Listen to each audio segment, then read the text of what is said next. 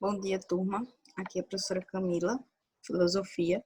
Hoje nós vamos revisar o conteúdo do primeiro bimestre para ajudar vocês a relembrar um pouco do que vimos em sala. Recorram às suas anotações para relembrar essas aulas que vocês viram, as atividades que nós já vimos em sala, já fizemos em sala. Tudo isso vai ajudar vocês. Então, vimos que esse primeiro bimestre o conteúdo foi pautado sempre no tema liberdade. Vimos em sala alguns conceitos de liberdade, alguns deles, inclusive, ditos por vocês em sala, e vimos também a complexidade do que é um conceito fechado sobre o que é a liberdade, já que é um conteúdo, um tema tão amplo e que pode variar de acordo de pessoa para pessoa, de opinião. Então, o que nos leva também, né, a indagação do que se somos totalmente livres, já que existem diversas formas de liberdade, cada um com a sua. Então, a liberdade devemos sempre associá-la a outros valores, não, já que ela não está isolada de outras características e de outros valores, podendo ser associada, por exemplo, às consequências de nossas escolhas.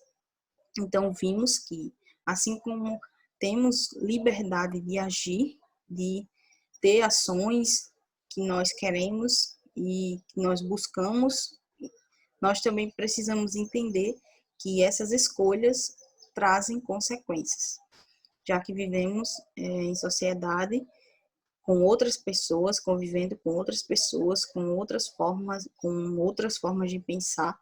Então, essa liberdade de agir em sociedade traz com ela, né, com consequências de nossas ações. Então, a gente precisa ter cuidado em relação a isso, ao exercer essa liberdade. O que nos leva ao segundo ponto aqui, que é a liberdade e responsabilidade. Então, a realização do nosso querer e da nossa liberdade, além do efeito sobre nós, atinge a coletividade. Afinal, nossas escolhas envolvem ações diante de outros. É como eu já tinha falado para vocês, né? Um ponto liga ao outro aqui. A realização desse nosso querer, ele não vai atingir somente a nós, as consequências dele, na maioria das vezes, não se restringe apenas a nós, mas a outras pessoas, pois convivemos com outras pessoas em sociedade, então essas ações elas precisam sempre ser medidas para não acarretar nenhuma consequência nem para a gente e também para outras pessoas. Isso leva também ao próximo ponto, que seria a liberdade de ser diferente. Vivemos em sociedade e, mesmo sendo diferente, estamos sempre interligados. Como viver, então, em sociedade e ainda assim manter a nossa liberdade? Em sala, eu coloquei para vocês alguns pontos que poderiam nos ajudar a, a conviver em sociedade com outras pessoas. Então, o primeiro deles, que eu coloquei para vocês, foi o respeito. Precisamos sempre manter o respeito, ter respeito pelo outro, respeitar as ações do outro, sabendo que o outro também tem essa liberdade de agir. Nós devemos sempre respeitá-la para que o outro também respeite as nossas ações, as nossas escolhas e as nossas opiniões em geral. Então, o respeito é um dos pontos principais para a gente tentar conviver em sociedade. O que vimos hoje em dia, na verdade, na maioria das vezes, é o contrário disso. São pessoas que não respeitam a opinião do outro e muitas vezes causam conflitos, enfim, justamente por não respeitar. O segundo ponto e o terceiro foram as normas e as regras. Precisamos seguir essas normas e regras porque vivemos em sociedade e isso exige de nós uma organização, tentar ao máximo conviver em harmonia com outras pessoas para que isso não se torne um caos.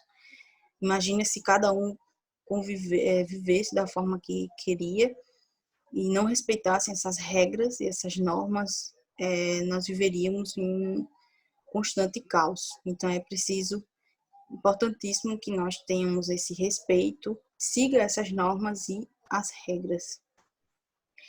Dicas para exercer a sua liberdade sem interferir no outro.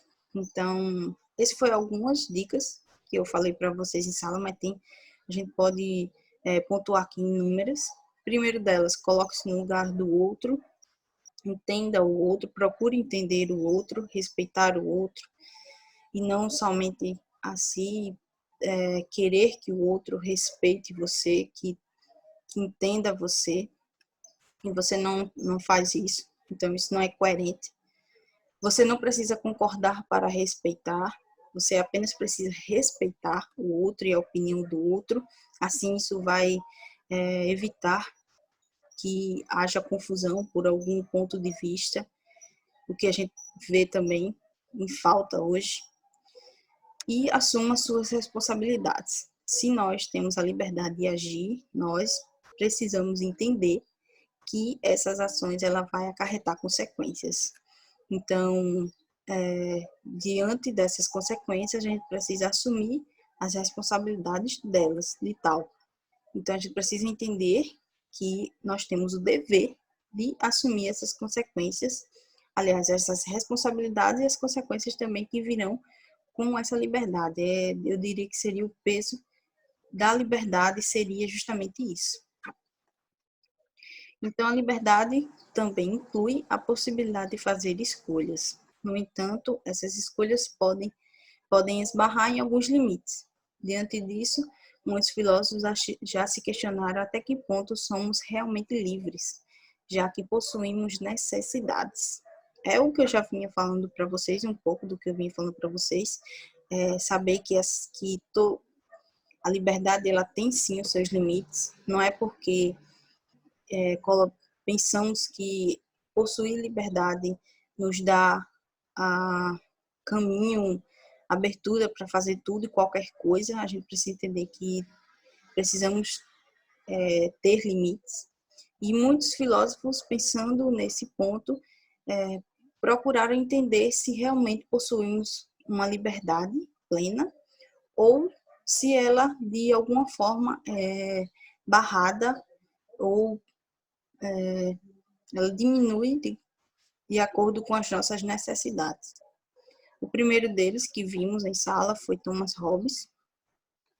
Thomas Hobbes partia do princípio justnaturalista, ou seja, um direito de natureza. Nesse princípio, todo ser humano é contemplado por uma lei natural que o permite fazer e querer tudo. Segundo Thomas Hobbes, e esse princípio justnaturalista, né, todo e qualquer ser humano possui essa lei natural que o permite fazer e querer qualquer coisa. Então, cada indivíduo possui essa lei que garante a ele o querer e o fazer tudo o que quiser. Então, segundo o filósofo, nossas necessidades limitam a nossa liberdade, mas não nos impede de tomar decisões e que não temos a liberdade de querer ou não, apenas a de fazer ou não determinada coisa.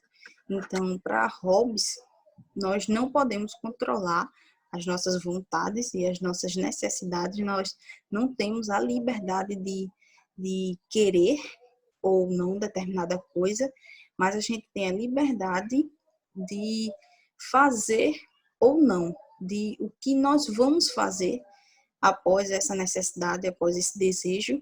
Isso é de fato a liberdade para ele, porque já que não podemos controlar o que vamos querer, podemos sim controlar as nossas ações a partir daí. O que iremos fazer para tentar resolver essa situação. Então, espero que tenha ficado claro.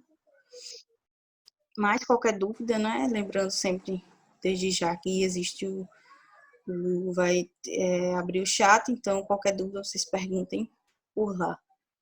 Um segundo filósofo que vimos foi Aristóteles. Além das nossas necessidades, há também os desejos, e algumas pessoas alegam não saber controlar seus desejos, enquanto outras afirmam que podemos e devemos agir de acordo com as regras e deveres. Aristóteles refletiu a respeito da liberdade, não é? E chegou à conclusão que devemos sempre procurar um equilíbrio em relação aos sentimentos e à satisfação dos nossos desejos, o que ele chamou de justa medida ou meio termo. Para Aristóteles, nós não podemos nos privar, não precisamos, aliás, nos privar de todo e qualquer desejo para ter essa liberdade. A liberdade para ele, na verdade, significa a gente tentar encontrar uma justa medida ou um meio termo. Então, podemos sim nos satisfazer algum desejo, alguma vontade nossa, mas que, lembrando sempre que precisamos manter esse equilíbrio, para que a gente não peque pelo excesso desse desejo ou pela falta de não fazer algo com medo de extravasar, de pecar pelo excesso. Então, a gente precisa sempre se manter ali no equilíbrio, no meio termo, sempre mantendo um comportamento temperante, para que a gente não peque por esses vícios que ele coloca, que seria o vício por excesso e o vício por falta. Um outro filósofo foi Epicuro.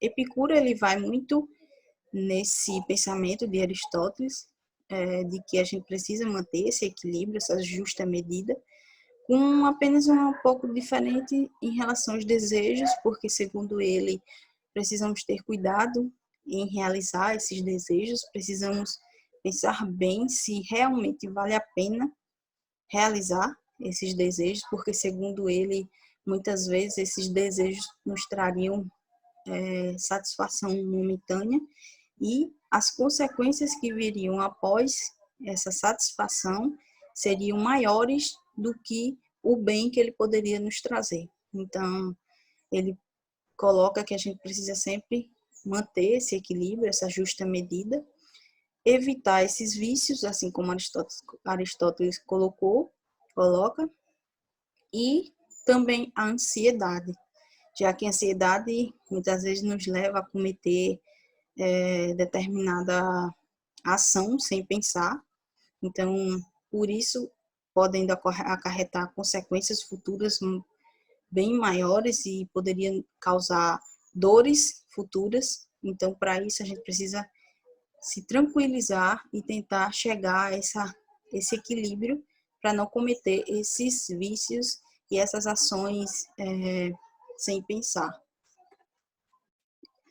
Então, para terminar a nossa aula, nós vimos que a liberdade hoje ela é entendida na esfera individual e não coletiva, ou seja, lança-se o olhar para o indivíduo e não mais para o homem inserido na sociedade. Com isso, ao invés de liberdade no singular, passamos a ter liberdades no plural, pois cada indivíduo teria direito de expressá-la completa. Ou seja, não existe uma liberdade no singular que conseguisse caracterizar todo e qualquer tipo de indivíduo. Então, por isso que hoje a gente coloca que existem liberdades, porque cada indivíduo possui a sua liberdade, a sua forma de agir. Então, a gente não pode colocar todas as pessoas num único ponto, porque não seria capaz de fazer isso. Então, a gente precisa saber que cada pessoa é diferente e que cada pessoa teria a sua liberdade.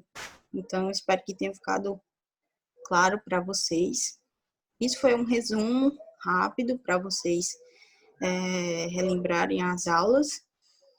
Vou deixar a atividade para vocês na plataforma e qualquer dúvida, como eu já falei antes, é só vocês me chamarem no chat que a gente conversa por lá. Então, espero que estejam todos bem e até a próxima aula.